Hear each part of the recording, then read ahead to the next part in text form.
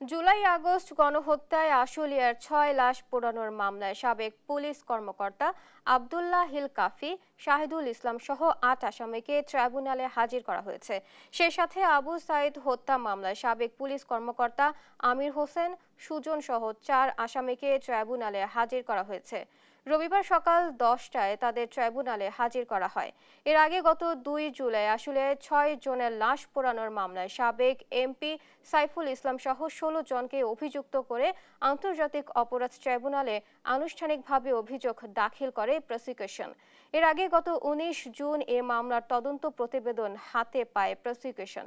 আনুষ্ঠানিক অভিযোগে সাবেক এমপি সাইফুল ইসলাম সহ ১৬ জনকে অভিযুক্ত করা হয়। এদিকে আবু সাইদ হত্যা মামলায় বৃহস্পতিবার পলাতক আসামিদের আদালতে হাজির হতে পত্রিকায় বিজ্ঞপ্তি দেওয়ার নির্দেশ দেন বিশেষ ট্রাইব্যুনাল ২।